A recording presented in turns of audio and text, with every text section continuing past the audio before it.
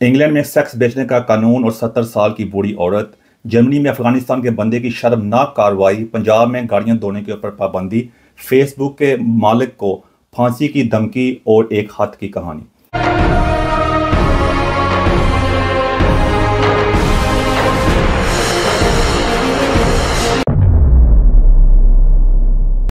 सबसे पहले बात करते हैं इंग्लैंड के अंदर सेक्स का जो कानून वगैरह वो किस तरह है और कैसे काम करता है, और वहाँ पे एक बड़ी दिलचस्प किस्म की एक कहते हैं स्टोरी सामने आई है।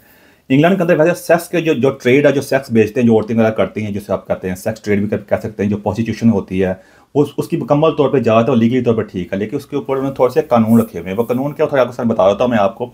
अगर आप कभी यहाँ पे आए या कभी रह रहे हो तो उन कानून की आपने खिलाफ वर्जी नहीं करनी। अदरवाइज ये काम करना वैसे बुरी बात है, लेकिन आपके सामने कानून को फॉलो करना जरूरी होता है।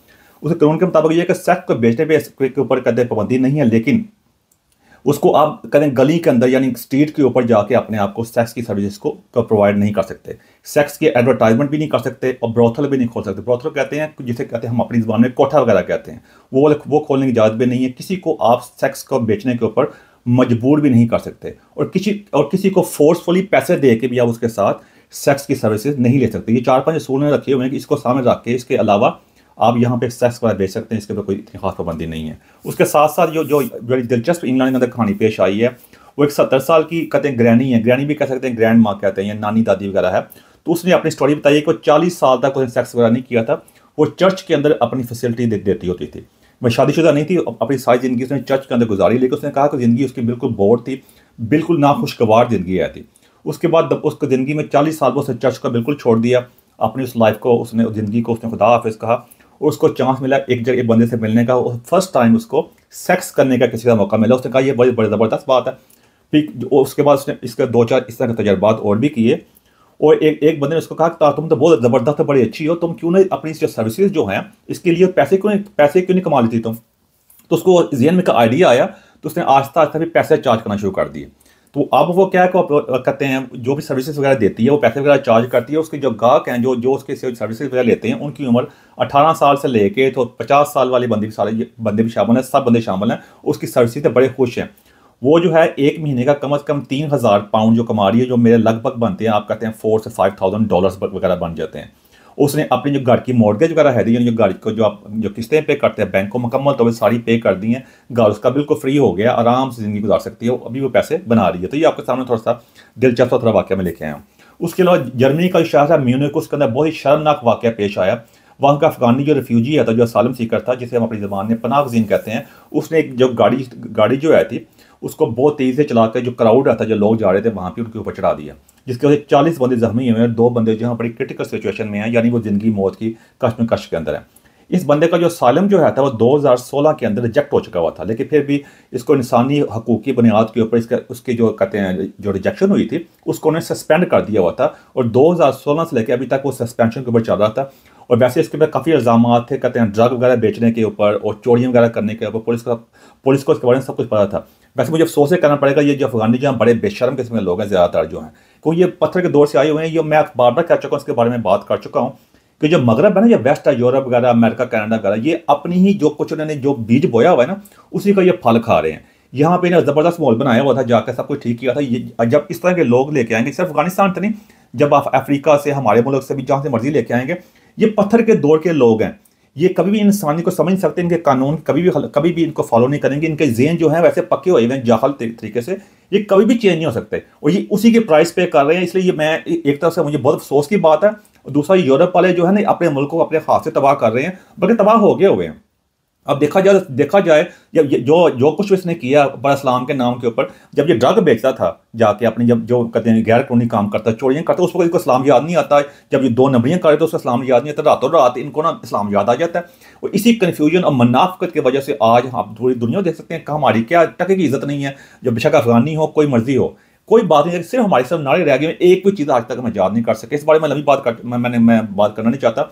मेरा मकसद आपको बताने का कोई यूरोप जो है इस वक्त, मैं पहले कहा था, आप भी जाकर पुरानी वीडियो चेक कर सकते हैं कि एक बहुत जल्द यहाँ पर टाइम आएगा या मुसलमानों का जीना हराम हो जाएगा हमारी अपनी गलती की वजह से। और ये सब कुछ हो रहा है आपके सामने, ये सब कुछ होगा। यहाँ से सबको निकाल, जो कुछ हमारा हाल होगा ना, हमने जो प्राइस पे करनी है या नहीं करनी, हमारी आने वाली नस्लें इसकी सारी बहुत बड़ी कीमत अदा करेंगे। आप ये बात लिख रख लें, और ये मेरी कई बातें सही साबित हुई हैं। मैं कोई पेशेंट को करने वाला यहाँ पे वो आप कहते हैं पीर फकीर नहीं हूँ मैं, लेकिन मैं बताने की कोशिश कर रहा हूँ कि आपके सामने सब कुछ हो रहा है, और ये सब इसमें बहुत ज़्यादा कसूर इनका अपना भी है।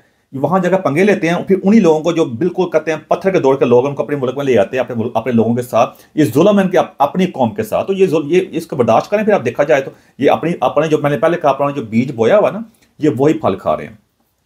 अब अगली बात करते हैं फेसबुक के बॉस जो मार्क जुकरबर्ग है।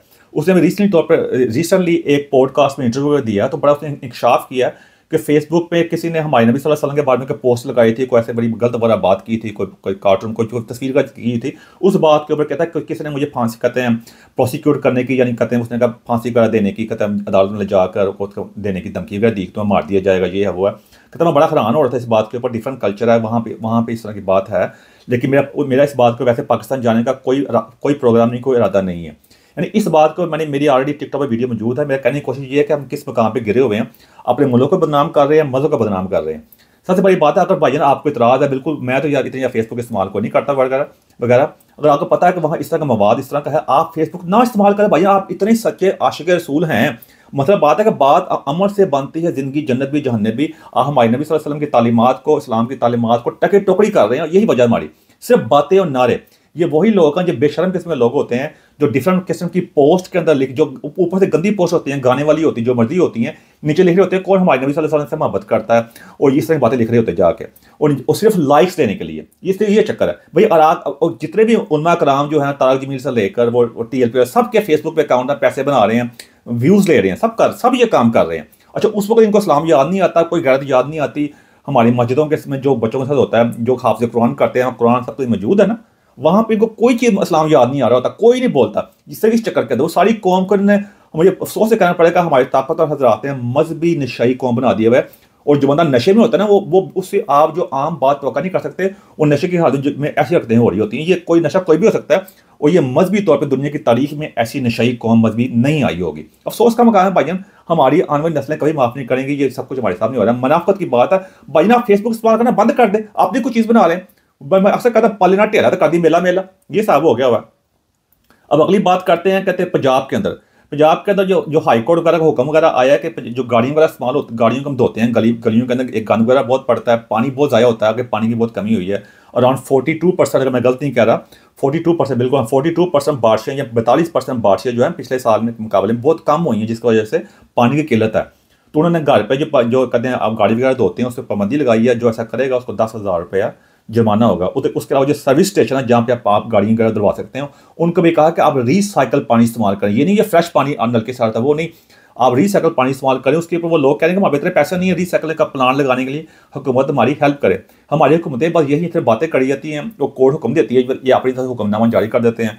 कोई असूल को चक्कर वगैरह है नहीं, सारे बदे मशहूरी के अंदर लगे हुए हैं। लेकिन एकदम अच्छा अगर इस पर अमल वगैरह हो जाए, बाहर के मुल्कों वगैरह में ऐसा ही होता है। इसलिए देखा जाए तो आप इसके बारे में कोशिश करेंगे, कानून की पासदारी करें, और पानी बड़ी एक अहम चीज़ है, हमारी कुदरत की, अल्लाह की ताक़ की चीज़ों में से है, तो उसको ज़ाया करने होने से बचाएं। अब आखिरी बात करते हैं खत के बारे में। इसके बारे में पहले ही बात कर चुका हूँ, ये खत वाली बात ख़त्म होने का नाम ले रही। इमरान खान ने एक मरतबा फिर ओपन लेटर लिखा। उसके बाद हमारे chief of the army staff का जो मीडिया में जब आ रहे हैं बयान वगैरह आ रहा है कि मुझे कोई खत नहीं मिला, अगर मिला भी तो मैं उसको नहीं पढ़ूंगा। बड़े अफसोस की बात है भाई ना, आपको इस तरह के बयान देने की क्या जरूरत है। देखिए मसला ये है कि इस तरह की बातें आपसे डायरेक्ट इसलिए हो रही होती हैं जाके, क्योंकि बाहर से जो भी लोग आते हैं, कहीं भी जाते हैं, आप हर जगह होते हैं, आप आके तकरीरें कर रहे होते हैं, लोग बड़े बड़े आगे बयान दे रहे होते हैं। मैं अक्सर बात कर चुका हूँ, किसी दूसरे मुल्क का chief of the army staff, जिसमें इंडिया भी है, उसमें इसराइल भी है, अमेरिका है, यूके, कोई भी ले सकते हैं। लोगों को तो अपनी chief of the army staff का पता भी नहीं है कौन है कौन नहीं है, कभी भी आपको बयान नहीं देते, कोई चक्कर नहीं करते। वहाँ ये देखा जाए 10 मसले मिसाल है उनके, लेकिन उनके chief of the army staff ये नहीं करते। और आप क्योंकि हर जगह आके बात कर रहे होते हैं, फिर ऐसी बात तो होगी। दूसरी, आपको ये बयान देने की जरूरत क्या है भाई है कि आपको खत मिला या नहीं मिला। मैंने ऑलरेडी बता चुका, वो ओपन लेटर है। ओपन लेटर का मतलब सब के लिए होता है, लेकिन जिसको एड्रेस होता है वो भी उसके ये नहीं होता कि आपको आके कोई डाकिया आएगा कि आप भाई ने हाथ तक आ जाता, पढ़ो तो जवाब देना या नहीं देना, ताड़ी मर्जी है। आपको कहने की जरूरत क्या, ये ओपन लेटर है भाई। इस चक्कर, अगर आपको कोई चक्कर नहीं, आपको ऐसे बयान देने की जरूरत क्या है। देखिए अब पाकिस्तान में जहाँ हो रही बहुत कुछ चीज़ें हो रही थी, ये भी हो रही थी। अफसोस का मुकाम है, आज मुकाम पर गिर गए हुए हैं। हर बंदा अपने कहते पीछे से कोई सीखता नहीं, हर बंदा अना की जंग है। अब बात इमरान खान की नहीं, जो भी है, लेकिन देखा जाए तो इमरान खान ने हमने कम से कम ये सिखा दिया है कि इंटरनेशनल मीडिया में अब अंदर होते हुए भी कि आप अपना कितना अपना जो असर बरकरार रख सकते हैं। ये आपके सामने सब कुछ हो चुका है।